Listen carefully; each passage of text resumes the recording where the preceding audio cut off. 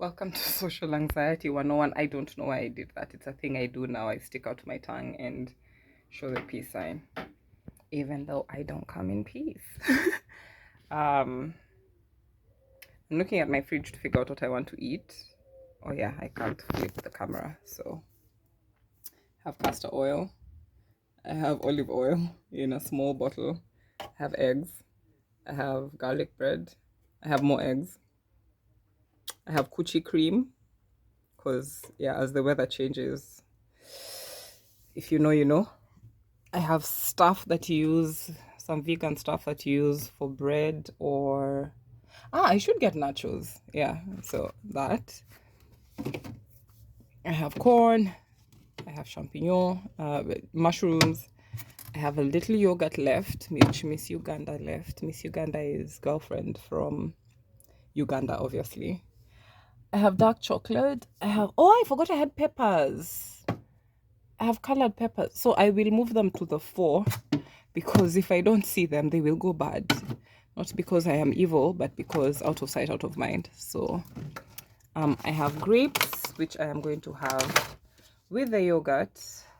I have olives, which will not be alive much longer, so I will have to use them tonight. I think I'll have olives and eggs for dinner. Yeah, some protein, and then plain yogurt if I need a midnight snack. I didn't sleep today, like during the day, so I don't think I'll be up until 2 a.m. like I was yesterday. That's olive oil. Because anything that you see in a dark bottle, nutritionist alert, nutritionist just entered the room. Anything you see in a dark bottle is supposed to be kept in a cool, dry place. So that's your olive oil, your castor oil, your milk in packs, so that you don't lose like your B group vitamins. I think it's B1 that's sensitive to heat. I don't know if it's all B group. I don't remember. That's like nutrition for the first year of university, which was like 2008, 2009. Yeah, and I was what, 20? I am 36. That information is not just sat in my brain. So I'm going to sip this because I need sugar because I've been stress cleaning. And it's part of what I wanted to talk about today. Welcome to Social Anxiety. I put my clothes out on the landing at the stairs, far away from human traffic, nowhere near the lift. Just put my clothes away to dry, to air a little bit, as I took my girlfriend. When I say girlfriend, I mean BFF, just so you don't come after her. Because I know, yeah, people hate gay people. So I took her to the Bahnhof. I took her to the train station. I come back and my clothes are gone. The train station is literally 20 minutes away, and we were rushing to get her to the platform on time. She was kind enough to buy me breakfast at Subway, so that took all of what. I remember we were checking the time, and I was like, oh wait, we still have 8 minutes, and I rushed her into the train, and as soon as the train left, I came home. And I found the first train that was available to bring me here, because I've now started figuring out the routes, because again, ADHD issues and navigation issues, I get lost a lot. So here I am thinking it's a beautiful day to be black when I come home and I find that my clothes are missing. And then I remember the struggle never ends. So, of course, I've posted about it on my WhatsApp because I'm pissed off. And this is why. I know someone stupid, probably male, is going to go like, but they're just clothes. Didn't you just say that you left your ex with all your clothes? No, they're not just clothes. They're clothes that I got as gifts and would say memorabilia. Yeah, so they're not just clothes. And secondly, I can change my mind. And thirdly, I'm really upset. So my OCD was triggered and I started stress cleaning. I've cleaned the house. Everything is clean, neat, organized, except what isn't mine, because I don't clean after men unless they pay me in cash, not vibes and inshallah. So I stress clean. I watch the time go by and I tell myself, you're leaving the house at 3. No, you're not. Okay, 4. And I negotiate with myself because internal dialogue. External dialogue as well, because I talk to myself out loud, which is why I like living alone. There are things that people just don't understand, especially when you've lived with someone who makes you feel like you're crazy for being different. But we are leaving that there for now. Oh gosh, I'm trying to prop my phone so that I can wash my grapes. So I feel like I've lost so much lately that anything I lose really hurts deeply. And I'm saying this to mean when you lose a relationship with someone that you cared for 16 years, it hurts. Yeah. You know, society has this stupid way of telling you, don't show him you're hurting. I'm like, no, me, I want him to know. I want him to know I'm hurting, because another thing I'm discovering from all the women who are talking about their issues with men, because very many of you have reached out, and I admire your courage with telling me. And yes, I will share your stories anonymously. I'm looking out for mold, because mold is would I say primary cause for liver cancer? I know it causes liver cancer, which is why aflatoxins found in maize flour in Ukambani has caused mold. So when you see mold on like a grape, don't wipe it off. If you're seeing it on the surface, it's gone all the way underneath. Which is another discussion I've had with certain people, and it's a fight, because especially for people who are raised in Africa or the Middle East, where food was scarce, or expensive, or both, and this is just every black and brown person alive, you're usually told, why are you throwing good food? Do you not know there are starving children in Turkana? Do you not know? And these are our food stories. So when I practice like food psychology, which is what the dean said I do, it's not nutrition counseling, it's a higher calling than that. There's nothing wrong with nutrition counseling, it's just I was graduated by a smart person. So yeah, when that happens, when we take aflatoxins, which are present in like mold, present in like your maize, which hasn't been dried properly, post-harvesting, or before it was turned to flour, which is why you see processing is dangerous, because you can't tell. You can't tell that there was mold in the maize when you eat it in flour. But if you eat maize, I mean, the taste will actually be off. By now you've gathered I go on a tangent. Again, this is social anxiety. Sometimes I talk about things I know because I'm good at my job. I am incredibly good at my job. I do research. I know my stuff. I can tell from a million miles away when someone is struggling with something psychologically, because the darkness within bonds with their darkness within. So yeah, social anxiety kicked, and I am here at the house about to go to work late, like I went yesterday. But because I survived yesterday, I feel like I can do it again. And that's the thing with ADHD and taking risks, and why it's very often confused for bipolar disorder, because there's a crossover. And 1 minute I'm super clean, and I can't tell whether that's the ADHD, because sometimes the one way to get an ADHD person to clean their room is to tell them you're coming to visit. Please don't use that against us, because you see, the way we love hard, when we get annoyed and we feel all our feelings, we post things like the things I've been posting about my ex, who I still care for deeply, but I'm not in love with, because there's a difference and language matters. So I've cleaned my house. My clothes went missing, so I am hanging them at the window there.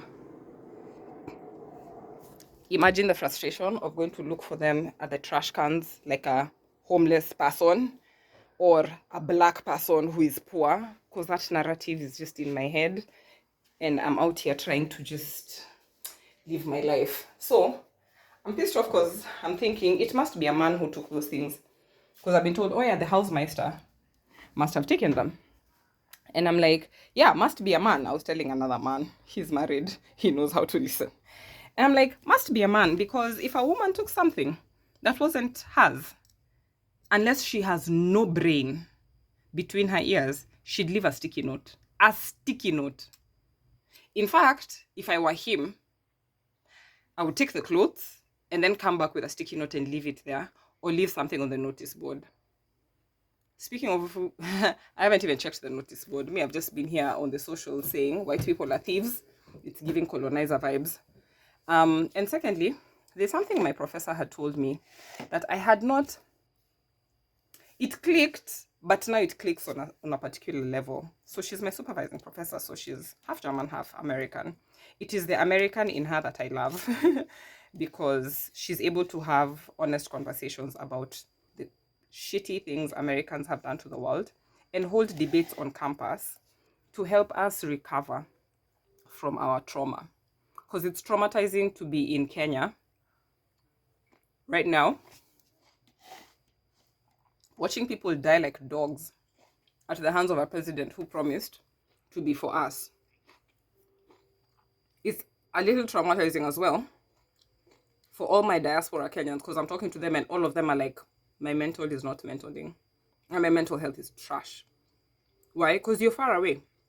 You have survivor's remorse. You're worried about your siblings who are back there, who are going for these demonstrations, who are going to the streets because they could die. And some have lost lives. Like, I know people who've lost people. I know someone who's abducted. This is close to home. I know someone who's been chased by the cops, and every time I go to social media and I see him running, I'm like, Jesus, please don't let another black man die. Like, not today.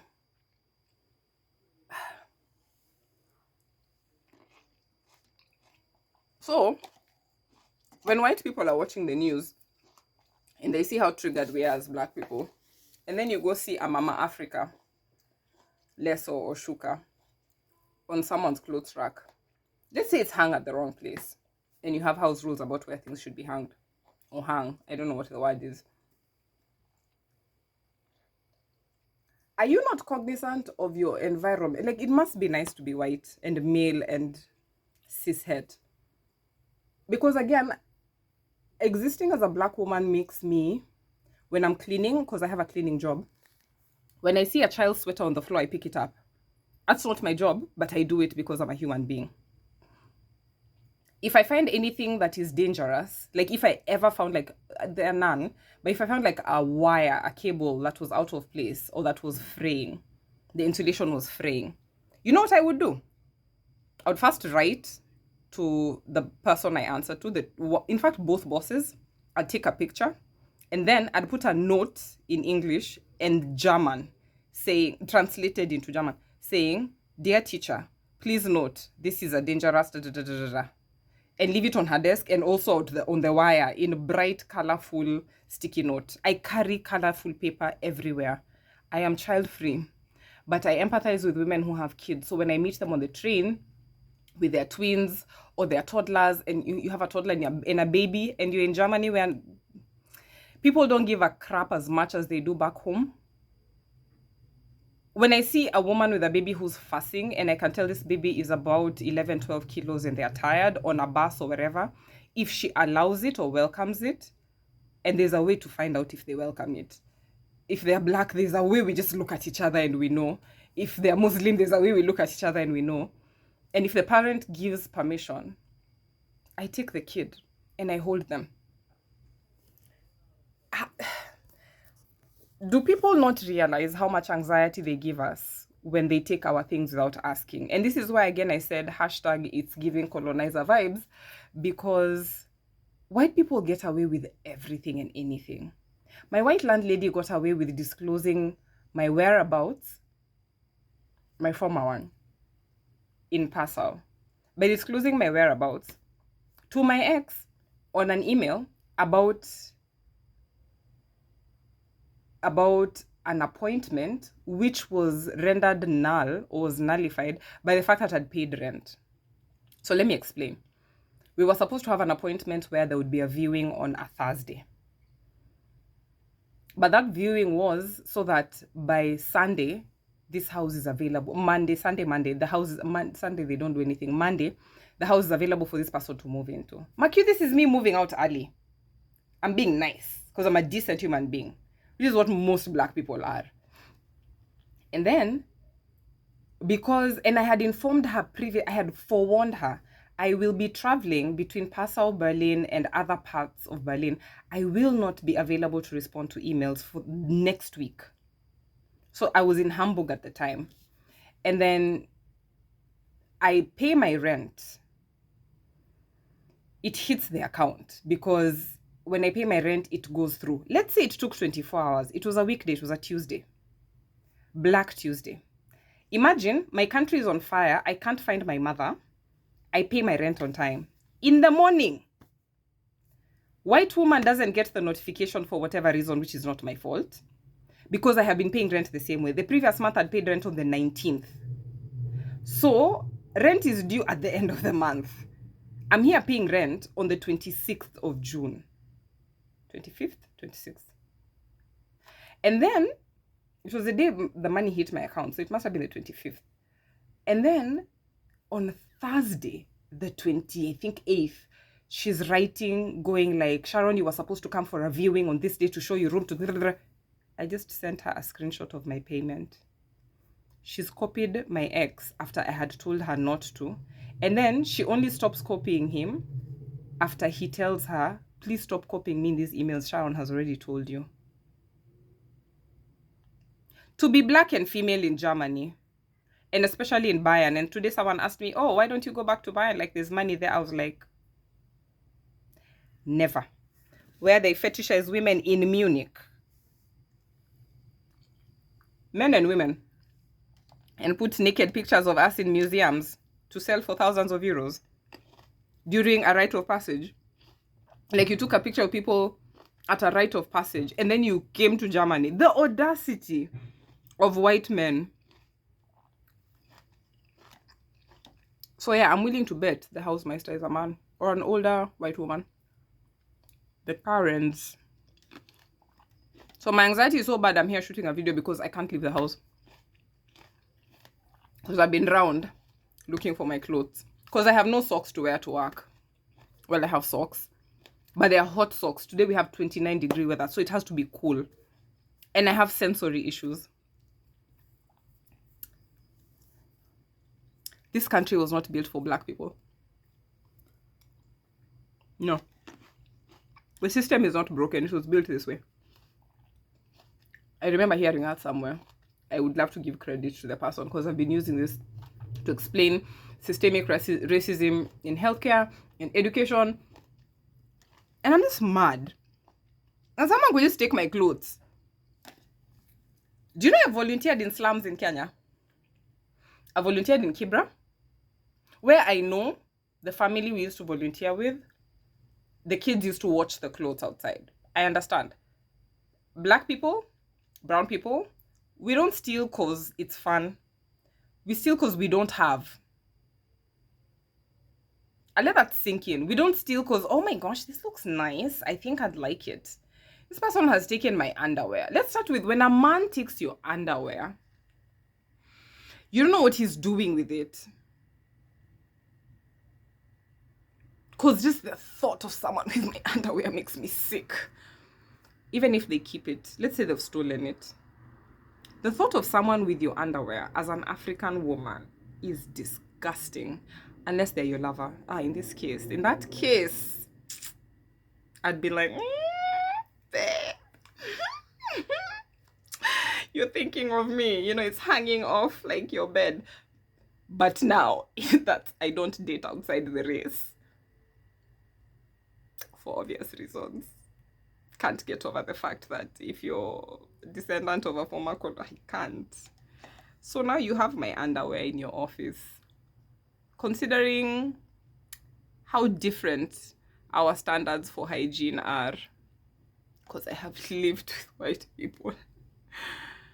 And incidentally, it is not the men from Syria or the men from India that I lived with in Passau who were problematic. They were clean. Most of them were Muslims, so they use water and they leave the toilet clean. Not all of them, most of them.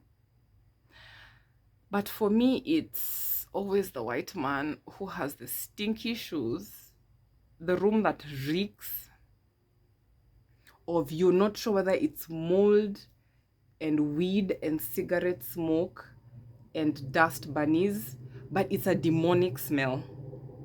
And then add sweaty shoes, boots from the factory, and then add 18-year-old, and then add hair product that's not been washed out of his hair for days, and then sweat and rain because it was raining, and then there were days when it was hot, and then add that he got a kitten to stay with him that was not house trained. Oh God. As far as I could tell from the smell. God give me grace. So here I am. Now that the sun is gone, kinda, and my clothes are drying, I am just praying they're not blown by the wind.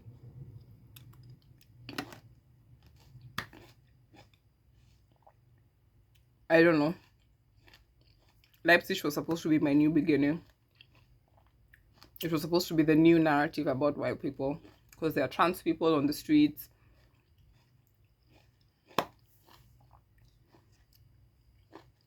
And holding hands with a black woman and hugging her is not a big deal. And everyone talks loudly. Everyone black and brown who is talking. And is a loud talker. I'm not going to stereotype everyone because I'm loud and proud. But this has just bad taste in my mouth. It's confirmation. The Germany is not for me. Let me go try elsewhere. I'll likely come back. Because I'm only running away from poverty. But I need a break from this country. After this, I'm going to do back-breaking work for about 2-3 hours. Because I can't stand another security guard looking at his watch and tapping it and telling me it's time to finish cleaning.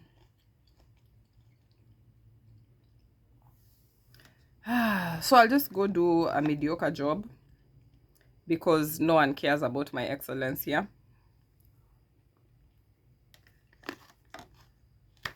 And then I'll hope for the best. Let me get into academia. At least then the sort of fights I'm having are more psychological, and I just need this job for 4 months to do the things I'm trying to do. I just need this job for 4 months.